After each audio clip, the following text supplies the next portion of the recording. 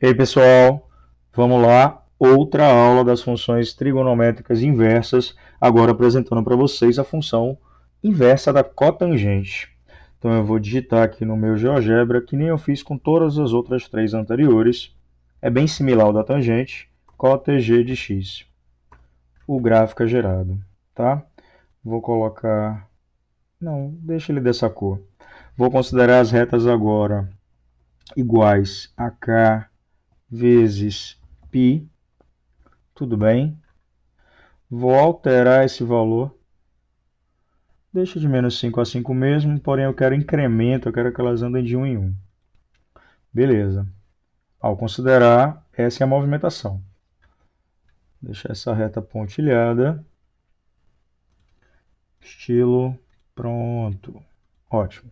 Já sabemos lá da trigonometria que essa função aqui ela não tem domínio real, porque ela tem justamente essas restrições aqui marcadas com a nossa retinha. Tá? Não existe cotangente em 0, nem em π, nem em 2π, nem em 3π. Tá? Ou seja, não existe tangente em kπ. Não foi à toa que eu escrevi kπ. Tá? Daí eu explicito sobre a função cotangente. Não existe tangente, tá? Eu explicito sobre a função cotangente com domínio quase real, exceto as retas kπ. Todas as retas x igual a kπ não fazem parte do domínio dessa função, não geram imagem, ok? Só lembrando, a cotangente é o inverso da tangente, é cosseno sobre seno, o seno zera exatamente esses valores, 0, π, 2π, 3π, e assim vai. Além disso, geometricamente, a reta tangente no ciclo trigonométrico é paralela ao eixo dos cossenos, então não vai interceptar quando o arco estiver no zero ou estiver em π e nesses múltiplos, tá? No múltiplo desses valores, ou seja, kπ. Então, mas a imagem, assim como na tangente, continua sendo real, tá? Qualquer valor que eu jogue de arco na cotangente, eu vou obter uma imagem. Mas, novamente, digo que essa função como um todo não é inversível, porque não é bijetora, não é injetora. Ok. Então, eu vou pegar um pedaço do seu domínio para poder considerar a função. Eu vou pegar exatamente esse pedaço, ó, de 0 até π. Vou considerar a função f limitada no intervalo de 0 até π. Beleza. Escondo a minha f, vou esconder esse rótulo, mudar a cor, vou deixar ela vermelha, assim como todas as outras anteriores, beleza? E observar o seguinte, estou criando uma função cotangente, que eu estou chamando de g, e o domínio dessa função é limitado entre 0 e π, não incluindo 0, não incluindo π, ou seja, aberto. E o contradomínio, que é igual à imagem, é real. Portanto, essa daqui é bijetora. Se ela é bijetora, eu posso invertê-la. E aí eu vou obter a função inversa dessa função cotangente. Bom, para isso, vou começar pelo tratamento gráfico. Y é igual a x, que é a função identidade, que é a primeira bissetriz. Vou mudar o estilo, tá? Como fiz de todos os outros. O gráfico da função inversa será simétrico em relação a essa primeira bissetriz. Então, venho aqui em reflexão, clico na função cotangente, clico na função y igual a x, que é a reta da primeira bissetriz. Vou mudar a cor dela para enxergar melhor, botar também verde. Beleza. E aqui eu vou observar o seguinte, se eu digito a reta y igual a π, esse gráfico ele é assintótico à reta y igual a π. Tá? Também vou deixar pontilhado. Beleza. Olha que bonitinho. Temos aqui o rebatimento. Observamos que o gráfico da inversa ele é indo para menos infinito, né? O domínio. As imagens tendem a π, aqui é a reta π, ok? Indo para mais infinito, as imagens tendem a zero, tá? Diferente de lá. Quando x tende a zero, a imagem tende a mais infinito. Quando x tende a π, a imagem tende a menos infinito na cotangente. A sua inversa eu vou chamar de arco cotangente e terá domínio, como acabei de ver aqui, real, porque vem da imagem da cotangente, e o contradomínio será o intervalo aberto de 0 a π. Tudo bem? Não toca aqui nessa reta e não toca nessa reta, não tem essas imagens. E as imagens ficam limitadas, beleza? Olha só, isso é proveniente de eu ter chamado essa função h da inversa da g, tá? E para dar exemplo, eu vou considerar uma particularidade da cotangente. Peguei um arco que está aqui nesse intervalo de 0 a π, o arco π sobre 3, ou seja, 60 graus, tá? Cotangente de 60 graus vale raiz de 3 sobre 3. Dá uma olhadinha naquela tabelinha, ok? Bom, cotangente de 60 graus vale raiz de 3 sobre 3, mas quem tiver dúvida de achar a cotangente pode pensar no inverso da tangente, ok? Ou então fazer cosseno sobre seno, cosseno de 60 sobre seno de 60, tá? Que vai dar esse valor, beleza? Então, a cotangente de 60 vale raiz de 3. Isso é equivalente a dizer o quê? Que o arco cuja tangente vale raiz de 3 sobre 3 é π sobre 3. É isso que a arco tangente faz. Ela faz a volta dos arcos. Pego o arco e jogo aqui na cotangente, acho imagens, qualquer valor real. Agora eu pego qualquer valor real, jogo na cotangente e acharei arcos que estão entre 0 e π. Beleza? Vimos então mais uma função trigonométrica inversa, galera. Agora vamos lá no quadro ver a derivada dessa função trigonométrica inversa, arco cotangente.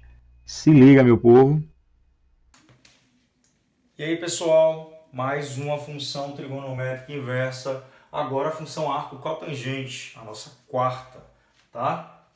Então, a gente acabou de vir do GeoGebra, conhecer o comportamento gráfico dela, uma função f de x com notação arco cotangente de x, tal que o domínio dessa função é dado pelo conjunto real, tá? E a imagem é dada pelo quê?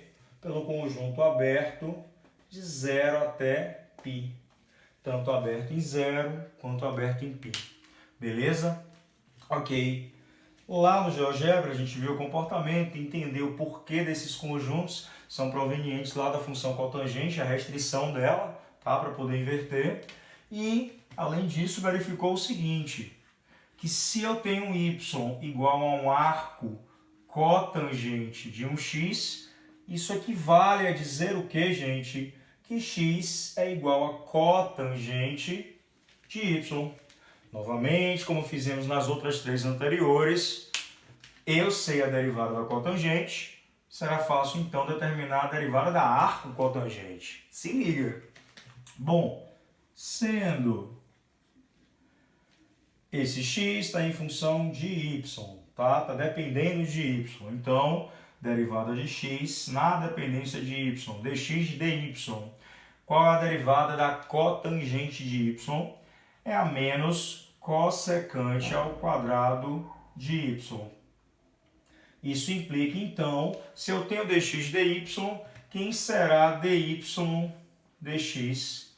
É o inverso da dx dy, ou seja, é o inverso, com menos na frente, de cossecante ao quadrado de y. Bom, o que é que eu tenho, meu povo? Eu tenho cotangente, eu não tenho cossecante ao quadrado. Eu tenho que deixar isso em função de x, a gente já sabe disso, tá? Que aqui é uma derivada em função de x, não pode ficar em função de y. Aí eu vou e uso minha bela trigonometria. O que é que diz a minha bela trigonometria? Relacionando cotangente e cossecante, diz o seguinte, que 1 mais cotangente ao quadrado de um arco é igual a cossecante ao quadrado desse arco, tá? Ou seja, o que é cotangente? É x. Então, 1 mais x ao quadrado será igual a cossecante ao quadrado de y. Tá? Então, cossecante ao quadrado de y eu posso trocar por 1 mais x ao quadrado. E facilmente vemos, daí, se dy dx é menos 1 sobre cossecante ao quadrado, dy dx será dado pelo quê? Menos 1 sobre 1 mais x ao quadrado. Portanto, se a função é a função arco cotangente de x, implica que a sua derivada será dada por quem? Menos 1 sobre 1 mais x ao quadrado. Beleza? Agora a gente vai ver dois exemplozinhos para ilustrar tanto o arco cotangente quanto o arco tangente que vimos na aula anterior, tá? Aguarda. Então, meu povo, 3 exemplos para a gente ilustrar as derivadas da arco cotangente e arco tangente que vimos, tanto na aula anterior quanto nessa aula. Bom, no meu primeiro exemplo eu tenho a função arco tangente de 2x mais 1. É uma composição? Sim. Eu compus uma função polinomial na arco tangente. Em primeiro lugar, eu calculo o quê? A derivada da maior, da última a ser composta, né? Que é a arco tangente. E depois multiplico pela derivada interna a ela, tá? Então, qual é a derivada da arco tangente? Vou botar aqui no cantinho, só para a gente relembrar tudo. Se a função é arco tangente de x, a sua derivada, quem é? 1 sobre 1 mais x ao quadrado. Se a função é a função arco cotangente de x, a sua derivada é o que? O oposto disso aqui, menos 1 sobre 1 mais x ao quadrado. Temos também a da exponencial e da logarítmica. Eu vou lembrar das duas. Se a função é a função exponencial de base a sua derivada quem é? A elevado a x ln de a. E se a função é a função log de x em uma base, a sua derivada quem é? 1 sobre o logaritmando ln da base. Beleza? Vou precisar lembrar desses aqui, fora as funções potência que temos para resolver aquelas derivadas. Então, a primeira, como é que fica? Bem facilmente, a derivada da arco tangente, 1 sobre 1 mais x ao quadrado. Arco tangente de um valor. 1 sobre 1 mais o valor ao quadrado. O valor aqui está representado como o 2x mais 1. Então, será 1 sobre 1 mais 2x mais 1 ao quadrado, vezes a derivada de dentro, tá? A derivada interna que foi composta, 2. Eu vou abrir aqui, não vale muito a pena, mas eu vou abrir aqui. Isso vai ficar 2, isso aqui é 4x ao quadrado, mais 4x mais 1 com mais 1. 4x ao quadrado mais 4x mais 2, tá? Essa é a resposta final da minha primeira função a derivar. Se liga. A segunda é a derivada de uma soma, sendo uma parcela a função x, que a derivada não é tranquila, e a segunda parcela é a função exponencial. E o expoente tem uma função arco tangente de uma função potência. Quantas composições eu tenho aqui? Se liga, eu tenho a função 3 elevado a x, nela eu joguei a função arco tangente de x, mas antes eu joguei nessa arco tangente x ao quadrado. Eu coloquei a x ao quadrado na arco tangente e depois peguei o meu pacote e coloquei no expoente da função exponencial, tá? Então, eu começo derivando pela maior, depois a segunda, depois a última, tá? Então, claro que antes eu vou derivar essa parcela da soma. F' de x, quem é? Derivada de x, 1. Mais, derivada da exponencial. É a base ln de a. É a própria função, minto, tá? vezes ln de A. A própria função é exatamente 3 arco tangente de x ao quadrado vezes ln de 3. Isso é o derivar a função exponencial, mantendo a outra dentro. Agora eu derivo a arco tangente mantendo a x ao quadrado dentro. Ou seja, derivada da arco tangente, 1 sobre 1 mais x ao quadrado, vezes a derivada de quem eu coloquei na arco tangente, que é o x quadrado. Ou seja, 2x, meu povo. Arrumando isso aqui, o que é que eu tenho? Não vale muito a pena desenvolver, só vou botar esse 2x na frente, o ln também. 2x ln de 3 vezes 3 arco tangente de x ao quadrado sobre 1 mais x à quarta. Beleza? Ok, aqui está a resposta, ficou um pouco bagunçadinho, mas dá para observar. E a última é aquela log da arco cotangente da raiz de x. Vou usar esse espacinho aqui, que dá para resolver.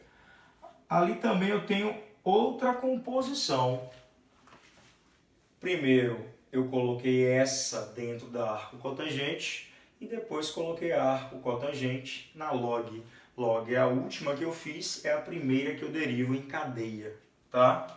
Então, derivada da log é 1 sobre o logaritmando ln da base. Então, será 1 sobre o logaritmando arco cotangente de raiz de x, tá? Vezes o ln da base. A base é 3, ln de 3. Vezes a derivada de dentro. Qual a derivada do arco cotangente da raiz de 3? Menos 1 sobre 1 mais x ao quadrado. Esse x funciona como o valor que está aqui no arco cotangente. E nesse caso é a raiz de x. Então, menos 1 sobre 1 mais a raiz de x ao quadrado, vezes a derivada disso. O que é a minha raiz de x? É x elevado a meio, derivada da função potência. É meio x elevado a menos meio. Arrumando isso daqui, o que é que eu tenho? Que a minha f' de x será, isso vai descer, em cima vai ficar só 1, menos 1 sobre, botar o 2 aqui na frente, botar esse ln de 3 aqui na frente, eu vou ter 1 mais x, porque raiz de x ao quadrado x, vezes raiz de x, porque desce x elevado a meio, que é raiz de x, vezes o arco cotangente da raiz de x. Tá?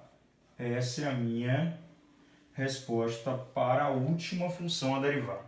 Vou ficar por aqui e a gente volta com a penúltima função arco secante na próxima aula, na derivada inversa. Tá? Abração. Curte, compartilha e se inscreve no canal se ainda não fez. Valeu!